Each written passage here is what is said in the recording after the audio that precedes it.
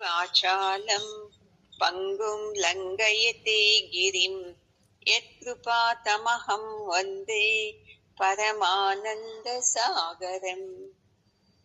ఓం సహనా భవతు సహనౌ భునక్తు సహ వీర్యం కరవావహై తేజస్వినావధీతమస్తు మా విద్విషావహై. ఓం శాంతి శాంతి శాంతి. గురువు గారి పాదాలకు, జగద్గురు కృష్ణుని పాదాలకు నమస్కారం చేద్దామండి. ఈరోజు మొదటి శ్లోకం. ధృతరాష్ట్ర ఉవాచ ధర్మక్షేత్రే కురుక్షేత్రే సమవేతాయుయుత్సవః మామకాః పాండవాశ్చైవ కిమకుర్వత సంజయ.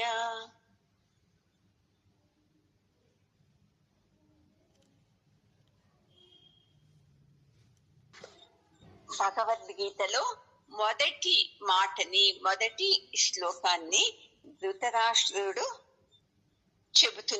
చెబుతుండేదేమ్మా. ఈ అధ్యాయంలో ఏంటి తెలుసా? దుర్యోధన్కి దుఃఖం వస్తుంది, అర్జునునికు దుఃఖం వస్తుంది. ఎందుకు దుఃఖం అంటే, పెద్ద సైన్యం నాది, నేనే గెలవాలి, ఒకవేళ ఓడిపోతే ఎలాగా అని దుర్యోధనకి దుఃఖము. అది తామసిక దుఃఖం అంటారండి దాన్ని. అయితే అర్జునుడు ఎంత మంచివాడు తెలుసా, అతనుకు దుఃఖం ఉంది ఈ యుద్ధం వల్ల. ఎందుకని? అయ్యో ఎలాగా, మా తాతగారి పైన యుద్ధం చేయాలి, నా కుల గురువు పైన యుద్ధం చేయాలి, మళ్ళీ ఎంతమంది సైనికులు చనిపోతారు కదా యుద్ధంలో, పాపం వాళ్ళ కుటుంబాలకు, వాళ్ళ అమ్మా నాన్నకు ఎంత దుఃఖం అవుతుంది కదా అని ఈ దుఃఖము అర్జునునికి. నేను గెలవాలి, ఈ రాజ్యం నాకు కావాలి, ఈ దుఃఖం లేదు అర్జునునికి. ఇతనిది సాత్వికమైన దుఃఖము. చూడండి, ఇలాంటి స్వభావము మనలోనూ ఉన్నదా అని గమనించుకోవాలి. ఎవరికైనా చెడు జరుగుతుంటే, అపకారం జరుగుతుంటే మన మనసు స్పందించాలి. అయ్యో ఎంత మంచి వ్యక్తులే, పాపము వాళ్ళకి ఇలా అవుతుందే అని. ఒకవేళ మీకు అలా మనసు స్పందించకుండా మౌనంగా ఉన్నారనుకోండి, లేదా ఒకవేళ అయ్యో ఏదన్నా కానీ నాకేమి అనుకున్నారనుకోండి, లేదా వాళ్ళకి అలాగే కావాల్సింది అని ఈ మూడు విధంగా ఎవరు అనుకుంటారో వాళ్ళు చాలా చెడ్డ బుద్ధి కలవాళ్ళండి. కొంతమంది ఎలా ఉంటారంటే, ఎంత దుఃఖం చెప్పినా ఏది వ్యక్తం చేయరు, వాళ్ళ దుఃఖాన్ని బాగా చెప్తారు వేరే వాళ్లకు. అయితే తను వినేటప్పుడు మాత్రము ఆపోజిట్ అయిపోతారు. అవునా అలాగా, అవునా అలాగా, ఇంతలోనే ముగిచ్చేసేసి వేరే టాపిక్ తెచ్చేస్తారు.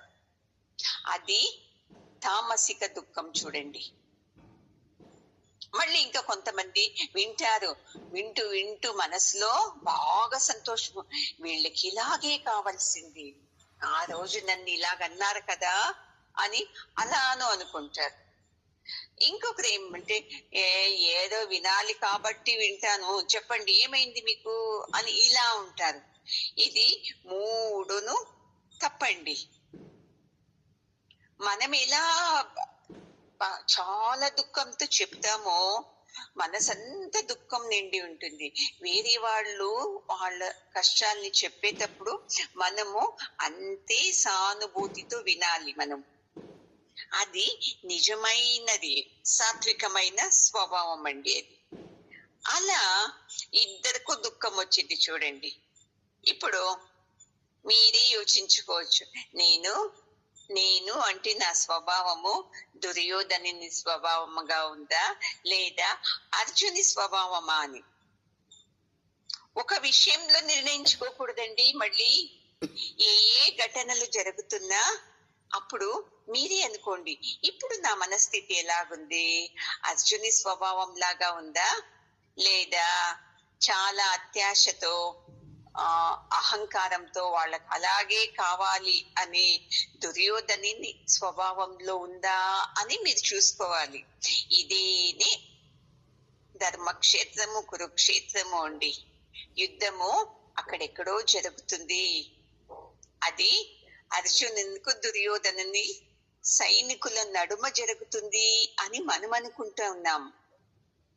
నిజంగా ప్రతి క్షణము, ప్రతిరోజు ఈ యుద్ధము మనలోనే జరుగుతూ ఉంటారండి. ఇది గమనించుకోవాలి. అక్కడ కురుక్షేత్ర యుద్ధము 18 రోజులకు ముక్తాయమైంది. అయితే మనలో జరుగుతుంది చూడండి యుద్ధాలు. సరినా తప్ప, వాళ్ళు సరిలేదు, వాళ్ళకి అలాగే కావాలి, నేనంటే వాళ్ళకు భయం లేదు, ప్రేమ లేదు, గౌరవం లేదు, వాళ్ళకు ఏదన్నా శిక్ష పడాలి, ఏదేదో మనసు. ఇది యుద్ధం చూడండి, నిజమైన కురుక్షేత్ర యుద్ధము మనలోనే నడుస్తూ ఉంటుంది. ఎవరి మనసులో యుద్ధము ఇలా సాత్వికంగా ఉంటుంది చూడండి, అయ్యో పాపము వాళ్ళకి ఏమవుతుందో ఏమో, పెద్దవాళ్ళు కదా, ఏదో అయింది అయిపోని, వాళ్ళకి మంచిది కానీ అని ఇలా యుద్ధం మీలో శురువైంది అంటే మీరు ధర్మక్షేత్రంలో ఉన్నట్టండి. చూడండి భగవంతుడు ఎంత బాగా సర్టిఫికెట్ ఇస్తున్నాడు. ఈ సర్టిఫికెట్ ని మనమే చూసుకోవాలి. నేను ఎక్కడున్నాను, నా స్వభావం ఎక్కడ ఉంది అని. ఒకవేళ లేదు వాళ్ళు సర్లేదు, వాళ్ళకి ఇలాగే కావాల్సిందే, వాళ్ళకి ఇంకా లాస్ కానీ, వాళ్ళకి ఎక్కువ దుఃఖం కలగని అన్నారనుకోండి, మీరు కురుక్షేత్రంలో ఉన్నట్టు. ధర్మక్షేత్రంలో ఉండేది మీతోనే ఉందండి, కురుక్షేత్రంలో జీవించేది కూడా మీతోనే ఉంది. రెండును మీరే సెలెక్ట్ చేసుకోవచ్చు. ఈ అధ్యాయంలో ధృతరాష్ట్రుడు అడుగుతున్నాడు, అక్కడ ధర్మక్షేత్రంలో ఆ యుద్ధం నడుస్తుంది కదా, కురుక్షేత్రం యుద్ధము, దాంట్లో ఒక నిమిషం అండి, అడుగుతున్నాడండి. సంజయ్ కథ చెప్తుండేది ఎక్కడో జరిగే దాన్ని తన కళ్ళతో చూసి, దూరం నుండి చూసి దాన్ని ధృతరాష్ట్రునికి వివరిస్తున్నాడు కదా. అందుకే అడుగుతున్నాడు, ఏ సంజయ, యుద్ధం చేయాలి అని నా బిడ్డలు మరి పాండవులు ఉన్నారు కదా, వీళ్ళిద్దరూ ఆ ధర్మక్షేత్రంలో చేరి ఏం చేస్తున్నారు? చూడండి ఎంత ఇదిగా అడుగుతున్నాడు.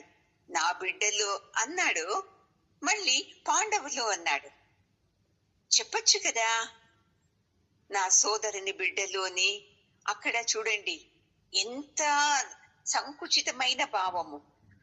సోదరుని బిడ్డలు నాకు బిడ్డలు కదా, ఆ భావమే లేదు అతనుకు. నా బిడ్డలు పాండవులు ఏం చేస్తున్నారు, కొద్దిగా చెప్పవా అని సంజయ్ని అడుగుతున్నాడు. దీంట్లోనే తెలిసిపోతుంది అతను ప్రేమగా ఉన్నాడా. ప్రేమగా ఉన్నాడు. ఏ విషయంలో? నా బిడ్డలు అనే విషయంలో ప్రేమగా ఉన్నాడు. కానీ అయ్యో నా సోదరునికి బిడ్డలు, నా సోదరుడు లేదు, ఆ బిడ్డలు నా వాళ్లే, వాళ్లను నా బిడ్డల్లాగే చూసుకోవాలి అనే ఇంగితము తనకు కొద్దిగాను లేదు. చూడండి దీంట్లోనే తెలిసిపోతుంది కదా అతని సంకుచిత స్వభావము. అబ్బా నా బిడ్డలు బాగుంటే చాలా అని ఉంది, కానీ నా సోదరుని బిడ్డలు బాగుండాలి అనేది మాత్రము తనకు లేదే లేదు. చూడండి ఇది ఇక్కడే కాదండి, ప్రతి మనుషుల్లోనూ ఉంది. చూడండి ఈ స్వభావము ఉందా లేదా? నేను బాగుండాలి, నా బిడ్డలు బాగుండాలి, ఇది అందరూ వేడుకునేది. కానీ ఎవరైనా వేడుకుంటారా? కాదు, నేనే కాదు అందరూ బాగుండాలి, నా మరిది బాగుండాలి, మా తమ్ముడు బాగుండాలి, ఇలా వేడుకుంటామా మనము? వేడుకోము. ఎందుకు చెప్పండి? వాళ్ళు ఎందుకు, నేను నా కుటుంబం బాగుంటే చాలు అని ఈ రకంగా మనము వేడుకొనేస్తాము. అందుకే దీన్ని తప్పు అని చెప్తున్నారు. ఎప్పుడు అందరము అని రావాలి, కానీ నేను మాత్రం అని రాకూడదు. ఇలాంటి ధర్మక్షేత్రం అంటే అంతా ధార్మికమైన విధి విధానాలు ఆ యుద్ధం జరిగే జాగాల్లో మొదటి నుండి బాగా నడిచింది చూడండి. అక్కడ యుద్ధం జరిగేకి ముందు ఆ స్థలంలో ఎన్నో యాగాలు, హోమాలు జరిగినవండి. ఏమని తెలుసుకోవాలంటే, క్షేత్రము అంటే భూమి అని మనము తెలుసుకోవాలండి. ఆధ్యాత్మంలో శరీరం అని కూడా చెప్పచ్చును.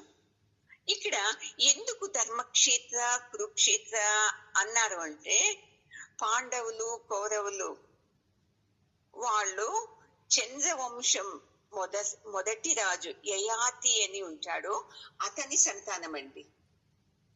వీళ్ళందరూ అంతే ధర్మానికి రాజ్యభారం చేసినటువంటి వాళ్ళు.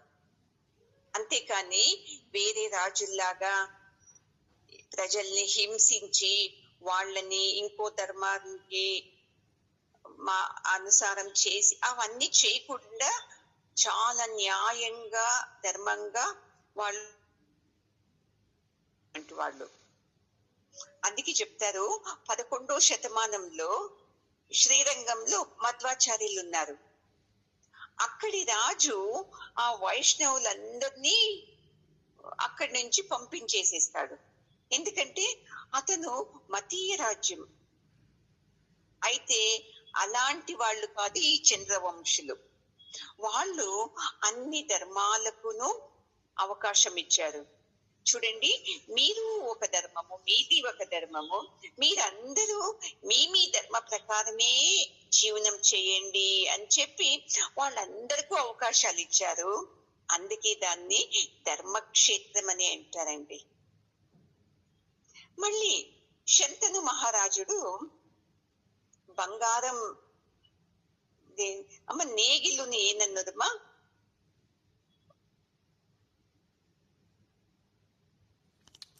ಗೊತ್ತಿಲ್ಲಮ್ಮ. బంగారంతో చేసినటువంటి దాంతో దున్నేవాడంటే చూడండి. దున్ని అక్కడ ఎన్నో యజ్ఞ యాగాదుల్ని చేసింటాడు. అందుకే దాన్ని ధర్మక్షేత్ర అంటారు. ఆ ధర్మక్షేత్రంలో ఈ కురుక్షేత్రం యుద్ధము నడుస్తూ ఉండేది. ఇలా అర్థం చేసుకోవాలి మనము. అందుకే ధృతరాష్ట్రుడు అడిగిన ప్రశ్నలోనే తెలిసిపోతుంది, ఇతను సామాన్యమైన సుఖాల కోసము సామాన్య మనుషులాగా ఇతను వర్తిస్తున్నాడు అని. అందరూ చూడండి ఎంత ఉన్నతమైన జీవితం చేశారు వాళ్ళ పూర్వజులందరూ. ఇతను మాత్రము నా బిడ్డలు నేను బాగుంటే చాలు అని ఈ భావనతో ఉన్నాడు. అందుకే బాగా తెలుసుకోవాలి, నేను నా కుటుంబము ఇదే నాకు ముఖ్యమంటే, నా కుటుంబము నేను ముఖ్యమన్నామనుకోండి, అది మనకు రోగం తెచ్చి పెడుతుంది. దాని నుండి సుఖం రాదండి మనకు. అసూయ ద్వేషాలే కలుగుతుంది. ఏదన్నా కొద్దిగా అయితే చాలు, అయ్యో నా బిడ్డలకి ఇలా అయిందే, మా ఆయనకి ఇలా అయిందే, నా కుటుంబంలో ఇలా అయింది అని చింతతో అది రోగానికి దారి కాస్తుందండి. అది చూడండి, లేదప్ప నేనే కాదు అందరూ బాగుండాలి, అందరూ సంతోషంగా ఉండాలి అనే వాళ్లకు ఈ రోగాలు రావు చూడండి. ఎందుకంటే వాళ్ళు అందరి గురించి ప్రార్థిస్తున్నారు కదా. అందుకే మనమందరూ ఈ జ్ఞానాని కోసము ప్రార్థించాలి. ఈ జ్ఞానం ఉన్నప్పుడే మనలో అసూయలు, ద్వేషాలు, కోపాలు, రాగ తాపాలు ఇవన్నీ ఉండకుండా ఆనందంగా ఉంటాము. లేదు అంటే మన దేహంలోకి ఎన్నెన్నో రోగాలు వచ్చి ఏడుస్తూ ఉంటాము. దానికి స్వార్థం ఒక్కటే కారణం చూడండి, నేను నా కుటుంబం అనేది. అందరూ చల్లగా ఉండాలి అనేది పాండవుల ఆశ, కౌరవుల ఆశ ఈ రాజ్యం మేమే గెలవాలి, దీంట్లో మేమే సుఖంగా ఉండాలి అని. అందుకే ఎప్పుడు మనము అంతే, ఎవరు మంచి పనులు చేస్తుంటారు చూడండి, దానికి సపోర్ట్ చేయాలి. మనం సపోర్ట్ చేస్తామా మంచి కార్యం చేసే వాళ్లకు? ఇంకా వాళ్ళు కాలే లాగేస్తాము. అలాంటి పనులు చేయొద్దండి, మంచిది కాదు, ఏమన్నా అవుతుంది, ఇదేదో చెప్పేస్తాము. ఎందుకంటే తెలుసా, ఈ పని చేసి వాళ్ళకి ఏదన్నా అందరూ మెచ్చుకుంటే ఆ పనిది అంతా ఫలము వాళ్ళకి వెళ్ళిపోతుంది కదా. అందుకని ఏం చేస్తారు, మంచి పనులు చేసేకి అవకాశం ఇవ్వరు. వెళ్ళొద్దండి, చేయొద్దండి, ముందుకు మీకు తెలీదు, ఏదన్నా అవుతుంది అని ఇలా మన కాళ్ళని లాగుతూనే ఉంటారు చూడండి. అందుకే నిజమైన మనుషులు ఎలా ఉంటారు తెలుసా, అర్జునిలాగా ఉంటారు ధర్మంతో. వాళ్ళు ఏడిచేది ధర్మంగానే ఏడుస్తారు. అయ్యో ఇలా అయిపోతుంది, ఇలా చేస్తే ఎలాగా అని. మనం ఎలా ఏడుస్తామండి? ధర్మం గురించి ఏడుస్తామా? అసూయతో, ద్వేషతో, క్రోధతో మనము ఏడుస్తాము. ఇంతే చూడండి వ్యత్యాసం మనకు అర్జునునికు. మనిషి లోపల కౌరవుని స్వభావము, దుర్యోధనని స్వభావము, పాండవులది స్వభావము రెండు ఉంటారండి మనకు. మీరే చూసుకోవాలి నాలో ఇప్పుడు ఏ స్వభావం ఉంది అని. అది ఎదుటి వ్యక్తి చెప్పేదానికి కాదు కదండి.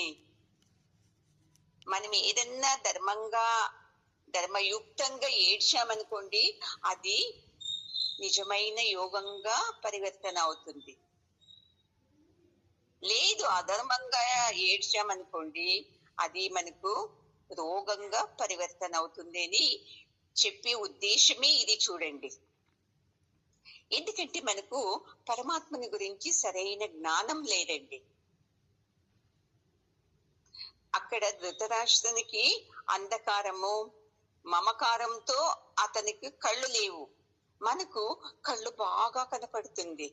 అయితే మన మనసుకు ఏముంది? మమకారం, అంధకారం ఉంది. ఏంటి మమకారము? నేను నా బిడ్డలు బాగుండాలి, నా కుటుంబం బాగుండాలి అనేది. పిల్లలకి ఏదన్నా అయిపోతే ఏం వద్దుపో, అయ్యో ఇలా అయిపోయిందే నా బిడ్డకు, ఇలా అయిపోయింది అంటాము. మీరే వాళ్ళకి సమస్య వచ్చినప్పుడు ఏమంటాము? అందరూ అనుభవించాల్సిందే కర్మ, నీకు ఆ కర్మ వచ్చింది, అనుభవించాల్సిందే, తప్పే లేదు అనేస్తాం. అదే మనకేమన్నా వచ్చిందనుకోండి సమస్య, నేను ఎంత మంచిదాన్ని, నాకే ఎందుకు ఇలా అయింది, ఎందుకు సమస్యలు వచ్చింది అని ఏడ్చేస్తాము. చూడండి మన మీద, మన కుటుంబం మీద ఎంత మమకారం మనకు. అందుకే భగవంతుడు చెప్తాడు, ఎవరి లోపల ఈ నిజమైన మమకారం, అందరూ బాగుండాలి, అందరూ చల్లగా ఉండాలి అనే మమకారం ఉంటుంది చూడండి, వాళ్ళలో భగవంతుడు ఉంటాడండి. అప్పుడు చూసుకోండి, మనకు ఏమైనా మనల్ని కాపాడేది అతని కర్తవ్యం అవుతుంది. లేదు నేను నా కుటుంబమే బాగుండాలి అంటే అతడు మనల్ని ఏ మాత్రము కనికరం లేకోకుండానే చూస్తాడండి. ఇది మనకు తెలియదు. అందుకే మనము నా కుటుంబం కోసం పూజ చేశాను, మా ఇంట్లో అందరూ బాగుండాలి అని. నిమిషం అమ్మా, అది ఈ రోజు నుండి భగవద్గీత ముగిసే వరకు కాదు, నేను జీవించే వరకు రోజు చూసుకుంటాను, నేను ధర్మక్షేత్రంలో జీవిస్తున్నానా లేదు కురుక్షేత్రంలో జీవిస్తున్నానా అని చూసుకునేది ఎవరి కర్తవ్యం అండి? మీదే. ఎప్పుడైతే రోజు మనల్ని ఇలా విమర్శించుకొని ఈ పడుకునేటప్పుడు ఆ ఘటనలు జరిగినప్పుడు నేను ఎలా యోచిస్తున్నాను, అర్జుని లాగా యోచిస్తున్నానా, లే దుర్యోధని లాగా అసూయతో యోచిస్తున్నానా అని మిమ్మల్ని మీరే పరీక్ష చేసుకోవాలి. చూడండి, ఈ ధృతరాష్ట్రానికి అంటే దుష్ట బుద్ధి ఎత్తంది, నేను నా బిడ్డలు నా రాజ్యము అని. ఇది రాక్షసి గుణాలు. మనలో రాక్షసి గుణాలున్నవా దైవీ గుణాలున్నవా అని నేను ఎటువైపు ఉన్నాను? రాక్షసి గుణాల వైపు ఉన్నానా, దైవీ గుణాల వైపు ఉన్నానా అని మిమ్మల్ని మీరే చూసుకోవాలండి. అర్థమైందా? చూడండి, కార్తీక మాసంలో భగవంతుడు ఎంత మంచి ఎగ్జాంపుల్ మనకు చెప్తున్నాడు. చూసుకోండి మీరే ఎటువైపు ఉన్నారు అని. అబద్ధాలు చెప్తూ, దొంగతనాలు చేస్తూ, ఇంకొకరిని నిందిస్తూ, ఏదేది చెడ్డ పనులు చేస్తామో అవన్నీ రాక్షసి గుణాలు. మంచి భావనతో అందరూ నా వాళ్ళు అందరూ బాగుండాలి అని తన చేతనైన సహాయం చేస్తూ అబద్ధాలు చెప్పకుండా ఎవరు జీవిస్తుంటారో వాళ్ళు దైవీ గుణాల పట్ల ఎక్కువ ఆకర్షిత అవుతున్నారు అని అర్థమండి. చూడండి, ఇక్కడ ధృతరాష్ట్రుడు చెప్పాడు కదా, ఏ సంజయ, నా బిడ్డలు మళ్ళీ పాండవుని బిడ్డలు ఈ కురుక్షేత్రంలో చేరారు కదా, ఏం చేస్తున్నారు వాళ్ళు అని ఎంత బాగా అడుగుతాడు. చూడండి, అందరూ నా బిడ్డలే కదా అనే భావనే లేదు అతనుకు. మనకు అంతే, నా బిడ్డలు అంటాం కానీ నా మరిది బిడ్డలు, నా తోబుట్టు బిడ్డల్ని నా వాళ్ళు అంటామా? చెప్పం మనం. మళ్ళీ ఇంకొక విషయం ఏం చెప్తున్నారంటే, ఇక్కడ కురుక్షేత్రం కురు అనే దానికన్నాను పురు అని చెప్పాల్సింది అని చెప్తున్నారండి. ఎందుకంటే పురూరవ యయాతియ కొడుకు అతను. ఈ కథ మీకు చెప్పాను అనుకుంటాను. యయాతికి ఏం తెలుసా అండి, చాలా భోగాలు అనుభవించాలి అని చాలా ఇష్టము. అతను ఒక తపస్సు చేసుకుంటాడు. ఆ తపస్సుకు వరం కూడా పొందింటాడు. ఏమి వరం అంటే, ఎవరి యవ్వనాన్నన్నా తాను స్వీకరించి అతను అన్ని భోగాల్ని అనుభవించచ్చు. అలాంటి వరాన్ని అతను కోరుకొని ఉంటాడు. అతనికి 4 బిడ్డలు ఉంటారు యయాతికు. ఇలా బాగా అన్ని భోగిస్తూ ఇంకా యవ్వనం అయిపోతుంది కదా, ముసలితనం వచ్చేస్తుంది. అయినా అతనుకు ఆశ చావలేదు. ఇంకా భోగించాలి, అనుభవించాలి, తినాలి, రాజ్యసుఖం అనుభవించాలి. అన్ని భోగం అంటే సెక్స్ ఒక్కటే కాదండి, ఏదేది అనుభవిస్తాం చూడండి, చేతి నుండి నోటి నుండి అవన్నీ భోగాలే. అప్పుడు అతను తన పెద్ద కొడుకు పురూరవ ఉంటాడు. అతనికి వెళ్ళి అడుగుతాడు, ఏ బాబు, నాకు ఇంకా యవ్వనం తీసుకోవాలని ఉంది, ఈ భోగాలన్నీ అనుభవించాలి ఉంది, నీ యవ్వనాన్ని నాకు ఇస్తావా అని వేడుకుంటాడు. చూడండి, కొడుకు సంతోషంగా తన యవ్వనాన్ని తండ్రికి దారపోస్తాడు. అతను ముసలివాడైపోతాడు. తర్వాత కొన్ని సంవత్సరాలు యవ్వనంతో ఉంటాడు. అతనుకు ఇంకా ఆశ చావదు, ఇంకా అనుభవించాలి, తినాలి, ఏదేదో ఆశలన్నీ. 2వ కొడుకుతోనూ అడుగుతాడు, నీ యవ్వనాన్ని నాకు దారపోస్తావా అని. 2వ కొడుకు ఇస్తాడు. దాంట్లోనూ కొన్ని సంవత్సరాలు జీవిస్తాడు. ఇంకా ఆశ చావకుంటే 3వ కొడుకుని అడుగుతాడు. అతను తన యవ్వనాన్ని తండ్రికి దారపోస్తాడు. అప్పుడు అతనుకు జ్ఞానోదయం అవుతుంది.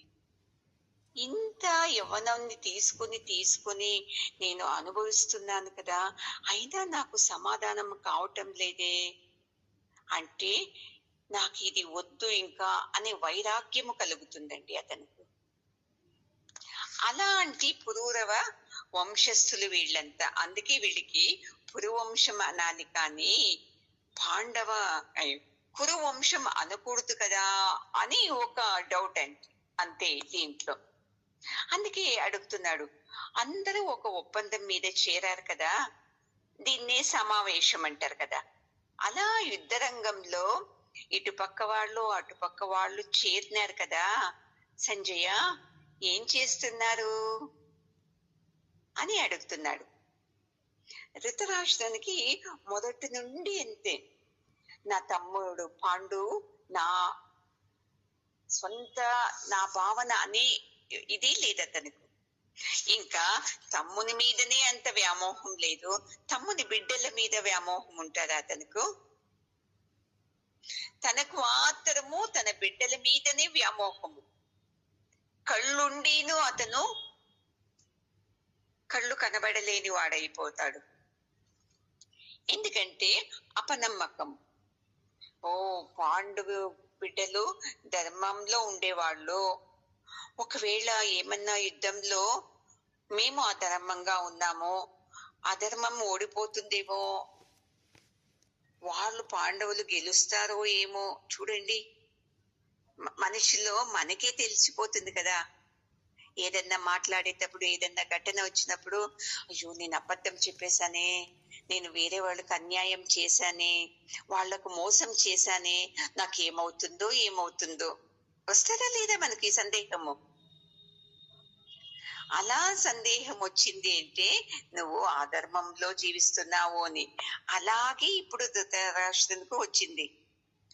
వాళ్ళు పాండవులు ధర్మిష్ఠులు, మేము ధర్మిష్ఠులం కాము, మేము ఖచ్చితంగా ఓడిపోతాము. ఏం చేయాలి? ఒకవేళ ఏదన్నా పవాడం జరిగి పాండవులు మాకు ఈ యుద్ధం వద్దు, పెద్దనాయన నీవే ఈ రాజ్యం తీసుకో అని చెప్తే బాగుంటుంది. చూడండి ఎంత దురాలోచన అవుతుంది. అంటారేమో అని ఎదురు చూస్తున్నాడు. అధర్మంలో ఉన్నాము, ఓడిపోతాము అని భయము పడుతున్నాడు. ఎందుకంటే పాండవులు మంచి వాళ్ళు. ఇంకా ఆ మంచితనంతో పెదనాయన నీవే చల్లగా ఉండు, నీవు నీ బిడ్డలు చల్లగా ఉండండి అని ఈ యుద్ధం చేయకుండా ఈ రాజ్యాన్ని మాకి ఇచ్చేస్తే ఎంత బాగుంటుంది కదా. ఎంత చెడ్డ వ్యామోహం చూడండి. ఎంత జరిగినా నా బిడ్డలకు లాభం కావాలి, ఈ ఆలోచనతోనే ఉండేది స్వభావము ఈ ధృతరాష్ట్రుని స్వభావము. ఇంకా మనమే మార్క్స్ వేసుకోవచ్చు, నాది ఎవరి స్వభావము అని. మళ్ళీ ఇంకా ఒక విధంగా యోచిస్తాడు. ధర్మరాజుది ధర్మస్వరూపము. అతను ఈ యుద్ధం చేసేది వద్దు, ఎందుకంటే సైనికులందరూ పాపం చనిపోతారు, వాళ్ళ కుటుంబస్తులంతా వీధి పాలవుతారు, పెద్ద పెద్ద వాళ్ళంతా చనిపోతారు. ఇక్కడ ఎవరున్నారు? గురువు గారు ఉన్నారు, తాతగారు ఉన్నారు, వాళ్ళ మీద మేము ఈ యుద్ధం చేయలేము అని చెబుతాడు ధర్మరాజుడు. అందుకే మాకు రాజ్యం వదిలేస్తాడు. ఎందుకు తెలుసా? ఇంకొకరు చూడండి ఎంత దురాలోచన. వాళ్ళు ఎలాగోనూ వనవాసం చేశారు కదా, భిక్షమెత్తుకొని జీవించేది అలవాటైపోయింది వాళ్లకు. అందుకని మేము భిక్షమెత్తుతూనే జీవిస్తాము, మీరు చల్లగా ఉండండి అని చెప్పొచ్చు కదా. అప్పుడు నా కొడుకే రాజుడైతాడు. అంతగా కావాలి అంటే ఇస్తామని కాదు, అంతగా కావాలి అంటే ఏదో కొన్ని 4-5 ఏదన్నా ఊర్లని ఇచ్చేస్తే సరిపోతుంది కదా అని అలాగూ యోచిస్తాడు. మళ్ళీ ఇంకొక రకంగా ఇప్పుడు బాగా యోచించాడు. ఎందుకంటే ఏమని తెలుసా? భీష్మాచార్యులు, ద్రోణాచార్యులు అంత పెద్ద పెద్ద వాళ్ళు కదా, వాళ్ళు ఏదన్నా నా కొడుకు బుద్ధి చెప్పి ఇది వద్దు యుద్ధము అని చెప్తా బాగుంటుంది అని కూడా ఒక యోచన వస్తుంది. చూడండి, ఒక రాజుడయి ఇలాగా మాట్లాడరాదు అనే తెలివి కూడా అతనికి లేదు. చూడండి, అలా తెలివి ఉంటే ఒక రాజుది ఏది భావన? ఈ రాజ్యంలోని ప్రజలందరూ నా బిడ్డలే అని కదా రావాల్సింది. ఇతనికి ఎలా వస్తా ఉంది? నా బిడ్డలు గెలిస్తే చాలు అని వస్తా ఉంది. అలాంటి వాడు రాజు అయ్యేకి సాధ్యమా? అందుకే యోచించేయండి. ఇది అర్జునునికి ఉపదేశించింది కాదు, బాగా గుర్తుంచుకోవాలి. మనల్ని నిమిత్తం చేసుకొని, సామాన్య మనుషుల్ని నిమిత్తం చేసుకొని పరమాత్ముడు అర్జునునికి బోధిస్తుండేది. మనల్ని పెట్టుకోవాలి అర్జునుని ప్లేస్ లో. మనము నిజం చెప్పాలంటే పెట్టుకొని ఈ భగవద్గీతని వినాలి. చూడండి, మనలో ఏమేమి అధర్మ కార్యాలు ఉంది చూడండి, అవన్నీ ఒక్కొక్కటే పడిపోతుంది చూడండి. అందుకే నేను చెప్పాను కదా ఆ రోజు మీకు, ఈ భగవద్గీత మొత్తం వినే లోపల మీ అన్ని సమస్యలకు పరిష్కారం దొరుకుతుంది. పుణ్యం ఉండి వినే వాళ్లకు నేను చెప్తుండేది, మధ్య మధ్యలో వదిలేసి వెళ్ళారంటే మామూలు జీవితం, ఎన్నెన్నో జన్మలెత్తు జీవిస్తూ వచ్చారు కదా, అలాంటి జీవితంలోనే ఉండిపోతాం మనం. ధృతరాష్ట్రునికి ఏం తెలుసా? కళ్ళు కనపడవు కదా, అందుకే ఇంకా అజ్ఞానమైన మమకారం. నా బిడ్డలకు నేను ఏది సంపాదించి పెట్టేకి అవుతా లేదు కదా, అందుకే వాళ్ళు బాగుండాలి అని. అతనికి ద్రోణాచార్యులు, విదుర అంత బుద్ధి చెప్తుంటారు అప్పుడప్పుడు, ఇలా కాదు అలా కాదు అని. సరే సరే, అవును కదా అవును కదా అంటాడు. మళ్ళీ దుర్యోధనుడు వచ్చి ఏదన్నా చెప్పిన వెంటనే కొడుకు పక్క వాలిపోతుండేది కదా. సత్సంగంలో గురువు గారు ఎంత జ్ఞానం చెప్తారు, ఇలా ఉండాలి అలా ఉండాలి అని. కరెక్ట్ కరెక్ట్ అని వింటారు. సత్సంగం అయిన వెంటనే మళ్ళీ మనము మొదటికే వచ్చేస్తాము, మన స్వభావంలోకి వచ్చేస్తాము. ఎంత మనకు తెలివి ఉన్నను మనము సంసారం విషయానికి వచ్చిన వెంటనే వ్యామోహంలో పడిపోతాము, అంత సంసారం మీదనే వేసేస్తాము. ఏం చెప్పలేదు, ఏం తెలియదండి, నా ఇంట్లో చెప్తే ఒప్పుకుంటే కదా నేను చేసేది అని ఇంటి వాళ్ళ మీద వేసేస్తాం మనము. ఇలాగే కదా మనం జీవిస్తూ ఉండేది. ఏదన్నా పని అయితే నేను చేశానండి, నా నుండి అయింది అని గ్రేట్ గా చెప్తాము. పని కాలేదు అంటే ఏం చెప్తాము? వాళ్ళ మీద వీళ్ళ మీద నిందలేసేసి వాళ్ళ నుండి ఇలాగైంది అని చెప్పేస్తాం మనము. ఒక కథ మీకు చెప్పాను అనుకుంటాను. ఒకతను ఇంత పెద్ద తోటని చేసి ఉంటాడు. ఆ తోటలో పూలు పళ్ళు చాలా అందంగా ఉంటుంది ఆ తోట. ఒక తూరి ఏమైందంటే ఒక ఆవు వచ్చి ఆ తోటలోని చెట్లన్నీ తినేస్తుంది, పూల చెట్లు పళ్ళు చెట్లు అంతా. అతనికి చాలా కోపం వచ్చేస్తుంది. కోపంతో ఏం చేస్తాడు, నా తోట పాడైపోయింది కదా అని పెద్ద కట్టి తీసుకొని ఆ ఆవుని కొట్టేస్తాడు, బాగా బాధేస్తాడు. అది వెంటనే చనిపోతుంది. అప్పుడు యమదూతలు వస్తాడు ఇతన్ని పిలుచుకొని వెళ్లేందుకు. ఎందుకు? నీవే కదా చంపావు అని. అప్పుడు ఇతను చాలా బుద్ధివంతంతో ప్రశ్నిస్తాడు యమదూతల్ని, చూడు, నేను హత్య చేయలేదు, నా చెయ్యి హత్య చేసింది. చెయ్యి దేవత ఎవరు? ఇంద్రుడు కదా, దేవేంద్రుడు కదా. ఈ హత్య చేసింది దేవేంద్రుడే. అతనికి వెళ్ళి శిక్ష వేయండి, నాకెందుకు వేస్తారు? ఎందుకంటే అతను సత్సంగం విన్నాడు. జ్ఞానేంద్రియ దేవతలు, కర్మేంద్రియ దేవతలు తెలుసు కదా మీకు. ఒక్కొక్క దేవత, ఇప్పుడు కర్మేంద్రియ దేవతల్లో వాచో దేవత, మనం మాట్లాడేదానికి వహ్ని అనే దేవత సహాయం చేస్తుంది. చేతికి పాదయోరు విష్ణు, పాదాలకు విష్ణు, మళ్ళీ పాయోరు మనం మల త్యాగమవు చేస్తాం, దానికి ఒక యమదేవత, బిడ్డలు పుట్టేకి బ్రహ్ముడు, ఇలా ఒక్కొక్క దానికి ఒక్కొక్క దేవత ఉంటారు కదా. అలా నేను కాదు చేసింది, నా చెయ్యి చేసింది. చెయ్యికి ఎవరు దేవత? ఇంద్రుడు. పాణ్యోర్ ఇన్ పోయి ఆ ఇంద్రుని అడగండి, నాదేం తప్పు లేదు అని చెప్పేస్తాడు. యమదూతలు వెళ్ళి దేవేంద్రునితో వెళ్ళి ఇలా చెప్తారు, చూడండి అతను హత్య చేశాడు, నా చేత్తో నేను చేయలేదు, చేతికి సంబంధించిన దేవుడు ఇంద్రుడు కదా, ఇంద్రునితో అడగమని చెప్పారు కదా, ఇప్పుడు ఏం చేసేది అని. అప్పుడు ఇంద్రుడు ఒక వేషం వేసుకొని ఆ తోట దగ్గరికి వస్తాడు మరుసటి రోజు. వచ్చి, అబ్బా ఎంత అందంగా ఉంది తోట, ఎవరు పెంచారు, ఇలాంటి తోటని నేను చూడనే లేదు కదా అని చాలా మెచ్చుకుని మాట్లాడతాడు ఆ తోట ఓనర్తో. అప్పుడు చూడండి అతను ఏం ఆనందంతో ఉబ్బి తప్పైపోయి, నేనే ఇవన్నీ సాగు చేశాను, కష్టపడి చేత్తో ఈ తోటని పెంచాను, నేను నా కష్టంతోనే ఈ తోట ఇంత బాగుండేది అని చెప్పేస్తాడు. అప్పుడు ఏం చెప్పాడు, చేతికి దేవుడు ఇంద్రుడు కదా, అతన్ని అడగండి అన్నాడు. ఇప్పుడు ఏం చేశాడు, తోటని మెచ్చుకున్న వెంటనే నేను కష్టపడి ఈ తోటని పెంచాను అని చెప్తాడు. వింటుండేటప్పుడే ఆ యమభటులు వచ్చి, చూడు నువ్వే చెప్పావు కదా నేనే కష్టపడి చేశాను అని, ఇది అది ఇంద్రునికి వెళ్ళదు, నీకేనే ఈ ఫలం అని చెప్పి అతన్ని పిలుచుకొని వెళ్ళిపోతారు.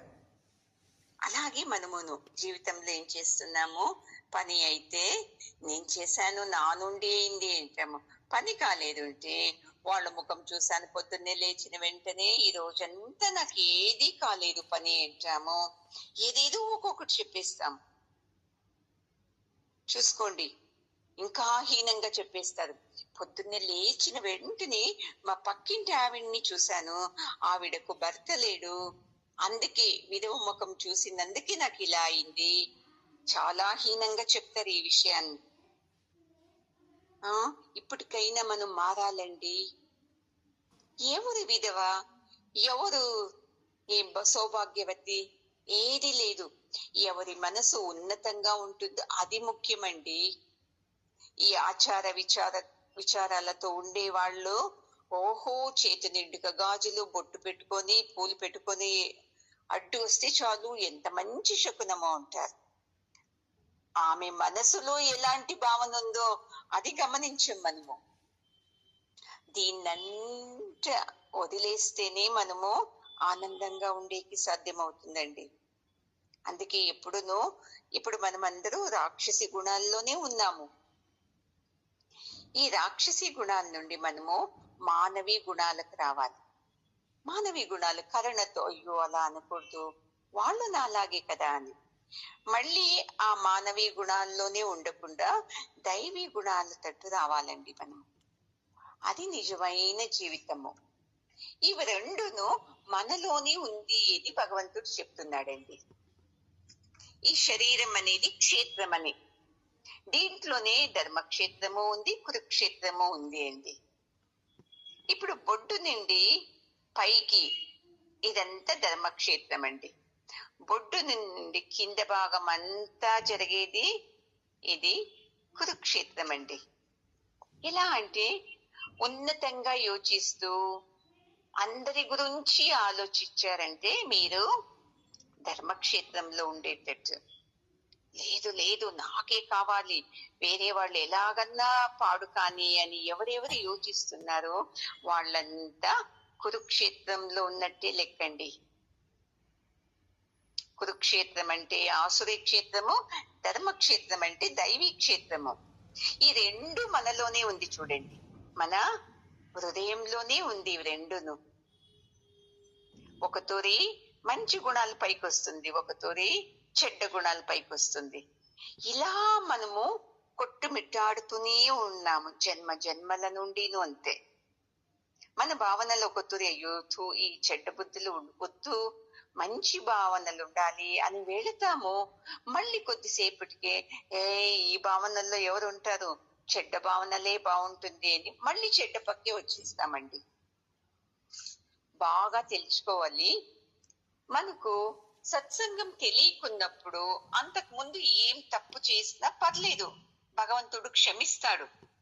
సత్సంగం వింటూను మనము ఇంకొకరి మీద చాడీలు చెప్పేది, ఇంకొకరి వస్తువుల్ని దొంగలించేది, ఇంకొకరి గురించి అబద్ధాలు చెప్పేది, నేను అలా చేశాను ఇలా చేశాను అని లేని గొప్పలు చెప్పేది, ఇవన్నీ ఎవరు చేస్తుంటారో వాళ్ళు నరకం వైపు వెళుతూ ఉన్నట్టే లెక్క చూసుకోండి. అందుకే పశువులాగా జీవించకూడదు. పశు ఏం చేస్తుంది? తింటది, ఎక్కడంటే అక్కడే పడుకొనేస్తుంది. మనము పశువులాగా ఉండకూడదండి. మనకు బుద్ధి ఉంది కదా, ఆ బుద్ధితో యోచిస్తూ మనము జీవనం చేయాలి. నరకానికి వెళ్లే దారి కూడా నీలోనే ఉంది, చూసుకోవాలి రోజు నీవు. మళ్ళీ స్వర్గానికి వెళ్లే దారి కూడా నీలోనే ఉంది అండి, దీన్ని కూడా మీరు చూసుకోవాలి. ఎప్పుడైతే ఇలా మనల్ని రోజు క్షణ క్షణము మనల్ని మనమే విమర్శించుకుంటూ ఉంటాం చూడండి, అప్పుడు మనను పైకి కిందికి వెళ్ళినా మొత్తానికి మనం వచ్చేది ధర్మక్షేత్రానికే రావాల్సిందే. అంతా విన్నాక ఎవరు తప్పులు చేస్తారు కదండి? తెలియకున్నప్పుడు తప్పులు చేశాము. ఇప్పుడు సత్సంగం అంతా తెలిసాక మనము కురుక్షేత్రానికి వెళతామా? లేదు కదా, ధర్మక్షేత్రం వైపే వస్తాం కదండి. అందుకే మనము ధర్మక్షేత్రం వైపు రావాలి అంటే ఈ సత్సంగం ఒక్కటే దారి చూడండి. సత్సంగం వచ్చినప్పుడే గురువులు మనకు ఎలా నడవాలి, మనకు ఎలా నడిస్తే మనము దైవత్వం వైపు వెళుతాము అని చెప్తారు. మన శక్తి ఎటువైపు పయనిస్తుంది మనమే చూసుకోవాలండి. కామ, క్రోధ, మద, మాత్సర్య, హింస, లోభ, అసూయ, ద్వేషం అటువైపు వెళుతున్నామంటే మనము పరీక్ష చేసుకోవాలండి. ప్రీతి, విశాలత, అహింస ఇటువైపు వెళ్ళాలి మనము. అప్పుడే మనము నిజమైన జీవితం చేసేదానికి అవుతుందండి. లేదు అంటే ఏదో చేసేది, ఏదేదో తప్పు చేసేది, ఇలాంటి జన్మని ఇంకోటి జన్మ ఎత్తుకునేది, మళ్ళీ ధర్మక్షేత్రము యుద్ధక్షేత్రం వచ్చి ఇక్కడ మనము యుద్ధం చేసేకి అవుతుంది. వీటి నుండి తప్పించుకొని రావాలండి. అప్పుడే మనము ఆనందంగా ఉండేకి సాధ్యమవుతుంది. ఇప్పుడు చూడండి, అప్పుడు పాత కాలంలో ఈత నేర్చుకోవాలంటే ఏం చేసేవాళ్ళు? చేతికి ఒకది ఏదో బెండులాగా ఉండేది కట్టేవాళ్ళు కదండి. అది కట్టుకొని నీళ్ళలోకి దుంకామంటే మునిగిపోము, తేల్తాం మనము. అదే కాలుకి ఒక పెద్ద రాతిని కట్టుకొని నీళ్ళలోకి దిగామంటే ఏమవుతుంది? మునిగిపోతాము. అయితే భుజానికి కట్టుకున్న ఆ మాను నుండి తేల్తాము, అదే ధర్మక్షేత్రము. ఒక్క తూరి ఏమైతుంది? ఆ గుండు బలం ఎక్కువై మనల్ని లోపలికి లాగుతుంది, అదే కురుక్షేత్రం. చూడండి, ఈ ఆశ్రయ గుణాల్ని మనల్ని కిందికి లాగేస్తుంది. వాళ్ళని అట్లే తిట్టండి, వాళ్ళకి అన్యాయం చేయి, వాళ్ళని నిందించు అంటుంది. కిందకి వెళ్ళిపోతుంది మన మనసు. మళ్ళీ ఈ భుజానికి కట్టుకున్న ఆ మాన్ ఏం చేస్తుంది? తేలిస్తుంది మనల్ని. ఎందుకు? మన పుణ్యంతో, చిచి నేను అలా యోచించింది తప్పు, నేను నిజమైన దారిలో నడచాలి అని మళ్ళీ మన పుణ్యం మనకు పైకు లాగుతుంది. ఇలానే మనము సంసారంలో పూర్తి తేలేకు అవుతా లేదు, మొత్తం మునిగిపోయేకి అవుతా లేదు. కొట్టుమిట్టాడుతూనే ఉన్నాం ఈ దైవీ గుణాలు, రాక్షసి గుణాలతో. అందుకే మనము ధర్మక్షేత్రం వైపు వెళ్ళాలంటే పరమాత్మని వేడుకోవాలి. నాకు శాంతినివ్వు, నా మనసు సదా ప్రశాంతంగా ఉంటూ నీ నామస్మరణ, నీ చింతన చేసేలాగా నాకు మంచి మనసు ఇవ్వు అని వేడుకోవాలి మనము. అప్పుడైతే మనము పరమాత్ముని వైపు, ధర్మక్షేత్రం వైపు వెళ్ళేకి సాధ్యమవుతుందండి. లేదు నా బిడ్డలకు అది ఇవ్వు, నా కుటుంబానికి ఇది ఇవ్వు అనుకుంటూ ఉంటే మనకు ఆ ధృతరాష్ట్రునికి ఏది వ్యత్యాసం ఉండదండి. అతనుకు కళ్ళు లేక అడుగుతున్నాడు, మనకు కళ్ళు ఉండి మనము ఇలా అడుగుతున్నామండి. అందుకే మన మనసుని, మన మోహాన్ని పెట్టుకున్నాం కదా సంసారం మీద. అమ్మో, నా కుటుంబం, నా మోహం, నా బిడ్డలు, ఇవన్నీ వదిలేయండి అని చెప్పటం లేదు. కొద్దిగా పరమాత్మను వైపుకు తిరిగించాలి. అప్పుడైతేనే మనము ధర్మక్షేత్రంలో ఆనందంగా జీవించవచ్చు. లేదుపా, నాకు నా కుటుంబమే ముఖ్యం అనుకుంటే ఏడుస్తూ ఏడుస్తూ అలాగను జీవించవచ్చు అని చెప్తున్నారండి. మనకు స్వార్థం లేకోకుండా మనము అందరూ నా వాళ్ళే అనుకున్నప్పుడే మనకు ఆనందం లభించేది అనేది ఈ శ్లోకం అర్థం అండి. మనము పై అర్థంని తెలుసుకొని, ధృతరాష్ట్రుడు అడిగాడు కదా, ఏం చేస్తున్నారు నా బిడ్డలు, పాండవుని బిడ్డలు ధర్మక్షేత్రంలో, కురుక్షేత్రంలో, ఇదేనా అర్థము అంటే మీ జీవితంలో మీకు ఏది సాధించే కాదండి. ఈ లోపలి అర్థం ఇలా తెలుసుకుని, ఈ కురుక్షేత్రంలోనే మనం నరకాన్ని అనుభవిస్తున్నాం కదా, దీన్ని మనము తలదన్ని ధర్మక్షేత్రం వైపు రావాలి, కృష్ణ పరమాత్మను వైపుకు రావాలి. అది నిజమైన జీవితం అని చెప్తున్నారండి. ఓం పూర్ణమద పూర్ణమిదం పూర్ణాత్ పూర్ణముదచ్యతే పూర్ణస్య పూర్ణమాదాయ పూర్ణమేవావశిష్యతే. ఓం శాంతి శాంతి శాంతి. హరి ఓం. శ్రీ గురుభ్యో నమః. హరి ఓం. గురువు గారి పాదాలకు, జగద్గురు కృష్ణుని పాదాలకు నమస్కారం చేద్దామండి.